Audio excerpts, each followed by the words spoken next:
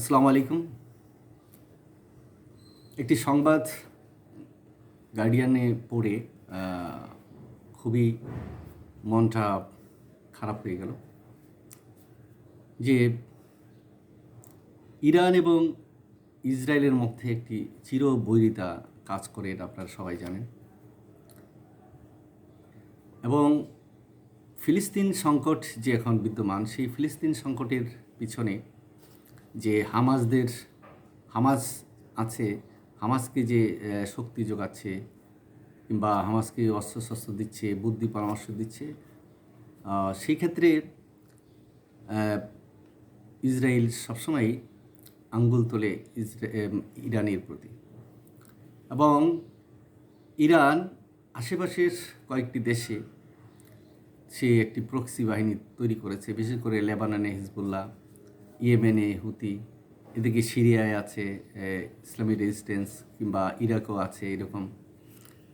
তো সব দিক মিলিয়ে চারদিক থেকেই ইসরায়েলকে যখন ঘিরে ধরে, তখন ইসরায়েলের অস্তিত্ব নিয়ে একটা প্রশ্ন উত্থাপন হয়।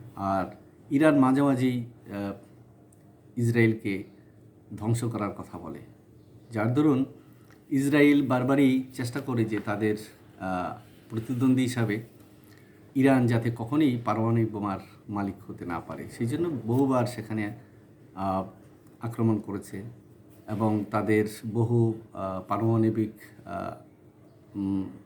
জ্ঞান সম্পন্ন যে সমস্ত বৈজ্ঞানিক আছে তাদেরকে গোপনে হত্যা করেছে। এবং জানা যায় যে ইসরায়েলের হাতে প্রায় 90টি পারমাণবিক ওয়ারহেড আছে, কিন্তু যদিও তারা কখনোই স্বীকার করেনি এবং অস্বীকার করেনি। কিন্তু সম্প্রতি দুটি ঘটনা স্পষ্ট হয়ে যায় যে আসলে তাদের কাছে পারমাণবিক বোমা আছে। কারণ এই গার্ডিয়ানের যে রিপোর্টটা আসছে, সেখানে বলা হচ্ছে যে ইসরায়েলের যে প্রাক্তন প্রতিরক্ষামন্ত্রী, এখন এক বিরোধী দলীয় এক নেতা, তিনিও একটি রাজনৈতিক দলের নেতা, সেটা হলো বেতেনু যে দলটি ইসরায়েলের, তার যে নেতা আবিগডর লিবারম্যান হিসাবেই তিনি পরিচিত। তো তিনি এই নেতানিয়াহুকে বলেছেন যে ইরানের পারমাণবিক কর্মসূচি বন্ধ করতেই হবে, এবং তার জন্য যদি পারমাণবিক বোমা অস্ত্র ব্যবহার করতে হয় সেটাই করা উচিত। শুধু নট অনলি দ্যাট, বলছে যে প্রয়োজনে সমস্ত হাতিয়ারই ইরানের বিরুদ্ধে ব্যবহার করতে হবে। কারণ ইরানকে যদি নিরস্ত্রীকরণ করা যায় কিংবা ইরানকে যদি পারমাণবিক বোমা থেকে বিরত রাখা যায়, তাহলেই একমাত্র ইসরায়েলের স্বস্তি। সেই জন্য প্রয়োজনে পারমাণবিক বোমা সেখানে ফেলার জন্য তিনি আহ্বান জানিয়েছেন। তাহলে স্পষ্ট হয়ে যায় যে ইসরায়েলের কাছে পারমাণবিক বোমা আছে। আর ইসরায়েল কখনো চায়নি যে মুসলিম বিশ্বের কোনো দেশের হাতে পারমাণবিক বোমা থাকুক। যেমন ইরাকে সাদ্দাম হোসেন যখন ছিল, সাদ্দামের যে পারমাণবিক যে গবেষণাগার ছিল সেটাকে ধ্বংস করে দেওয়া হয়েছে বিমান হামলা করে। তারপরে ইরানের উপরও বারবার নানা ধরনের হামলা করা হচ্ছে, তাদের বিজ্ঞানীদের মেরে ফেলা হচ্ছে। আসলে এটা তো সমস্যার সমাধান নয়। তো ইসরায়েল কখনোই আসলে স্বীকার করে না যে তাদের কাছে পারমাণবিক বোমা আছে।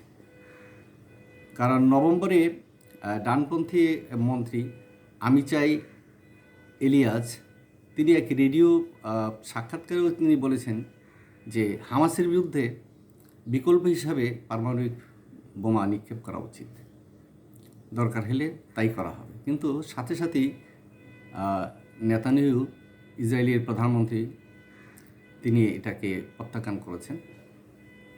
অর্থাৎ তিনি এতটুকু বুঝতে পেরেছেন যে পারমাণবিক চার্জ করাটাই সমস্যার সমাধান না, পরবর্তী অনেক সমস্যা আছে। তাই তিনি খুব দ্রুত গতিতেই সেটাকে প্রত্যাখ্যান করেছেন। 1973 সালে যখন ইয়ম কিপ্পুর যুদ্ধ হয়, সেখানে ইয়ম কিপ্পুর যুদ্ধতে মিশর এবং সিরীয় বাহিনীর সাথে ইসরায়েলের যুদ্ধ হয়েছিল। সেইটা প্রায় 50 বছর আগের কথা। তখনও কিন্তু ইসরায়েল চিন্তা করেছিল যে ওই যুদ্ধে মিশরীয় এবং সিরিয়ান যে সেনাবাহিনী আছে তাদের উপর পারমাণবিক বোমা ফেলার জন্য। মূল কথা হলো এই যে বর্তমান যে ফিলিস্তিন নিয়ে সংকট, গাজাতে যে রক্তক্ষয়ী সংঘর্ষ চলছে, গাজাতে প্রায় 38,000 শিশু নারী যে নিহত হয়েছে, ঘর বাড়ি ধ্বংস হয়ে গিয়েছে, সারা পৃথিবীর মানুষ একটা মানে যুদ্ধবিরতি চাচ্ছে, একটা শান্তি চাচ্ছে। জাতিসংঘ বারবার এই নিয়ে আলোচনা করছে, সেখানে রেজলিউশন পাস হয়েছে। আমেরিকাও দ্বিরাষ্ট্র সিস্টেমের একটি ব্যবস্থা করতে চাচ্ছে, অন্যান্য দেশ এটাকে সমর্থন দিচ্ছে, কিন্তু ইসরায়েলের পক্ষ থেকে দ্বিরাষ্ট্র তারা মেনে নিচ্ছে না। এবং না মেনে নেওয়ার মূল কারণ একটিই, যে তারা চায় না যে তাদের সীমান্তে একটি শত্রু রাষ্ট্র চিরস্থায়ীভাবে থাকুক। যার যার রাষ্ট্রের যার যার জনগণের চিন্তা তারা তো অবশ্যই করবে, এটি স্বাভাবিক। তো সেখানে যে যুদ্ধ, ফিলিস্তিনি যে যুদ্ধ হচ্ছে, তাকে কেন্দ্র করে আবার লেবাননের সাথে ইসরায়েলের একটা প্রচণ্ড উত্তেজনা এবং যুদ্ধ বেঁধে দেয় এরকম অবস্থা। কিন্তু সেখানে আবার দেখা যাচ্ছে যে লেবাননের হিজবুল্লাহকে ইরান সমর্থন করছে এবং তারা বলছে যে লেবাননে যদি আক্রমণ হয় তারা হিজবুল্লাহকে সাহায্য করে। আবার এদিকে রাশিয়া তারা ভিতরে এই ইরানপন্থী যে সমস্ত গ্রুপ আছে তাদেরকে সহায়তা করছে। তাহলে দেখা যাচ্ছে যে এখানে ইসরায়েলের পক্ষে আমেরিকা সহ পশ্চিমা কিছু মিত্রশক্তি আছে। আবার এদিকে দেখা যায় ইরানের সাথে রাশিয়া, চীন, অন্যান্য কিছু দেশও আছে। বিশেষ করে এখন তুরস্ক তো স্পষ্টই মানে ইসরায়েলের বিরুদ্ধে অবস্থান নিয়েছে। তো সেক্ষেত্রে যুদ্ধটা যদি বড় আকারের কিছু হয়ে যায়, এবং শোনা যাচ্ছে যে এই ইসরায়েল এই জুলাইয়ের মধ্যেই যে কোনো সময় যে ইরানের যে পারমাণবিক স্থাপনা সেখানে তারা আক্রমণ করতে পারে এবং সেটা ধসিয়ে দিতে পারে। এরকম একটি অবস্থা যদি হয়ে দাঁড়ায়, তাহলে যুদ্ধের বিস্তৃতিটা মধ্যপ্রাচ্যে ব্যাপকভাবে বেড়ে যাবে এবং ব্যাপক প্রাণহানি এবং ক্ষয়ক্ষতির সম্মুখীন হবে। জানি না তাতে ইসরায়েলের কতটুকু উপকার হবে, ইরানের কতটুকু উপকার হবে, কিংবা হিজবুল্লাহ, হামাস, ফিলিস্তিনের ভবিষ্যৎ, তারপরে ওদিকে ইয়েমেন, তারপর সিরিয়া এবং ইরাকের যে সমস্ত যোদ্ধারা আছে, কিংবা সে সমস্ত টেরিটরির রাষ্ট্রগুলোর কতটুকু মঙ্গল হবে ঠিক জানি না। তবে এই মুহূর্তে জাতিসংঘের মাধ্যমে বিশ্বের যারা নেতৃবৃন্দ আছেন তাদের একটা বড় ভূমিকা নেওয়া উচিত, যে না, এই সংকটটা যেভাবে হোক আলাপ আলোচনার মাধ্যমে সমাধান করা। এটা যদি না হয় তাহলে সারা বিশ্ব সাংঘাতিকভাবে ক্ষতিগ্রস্ত হবে, এবং এটা যদি পারমাণবিক যুদ্ধের রূপ নেয় এবং বড় শক্তিগুলো এখানে জড়িত হয়ে যায়, তাহলে এই মানব সভ্যতার জন্য বিশাল একটি কলঙ্কজনক অধ্যায়ের সৃষ্টি হবে। আর বিশেষ করে ইউক্রেনেও সমস্যা বেশ ভালোই বেড়েছে। রাশিয়া সেখানে প্রচণ্ড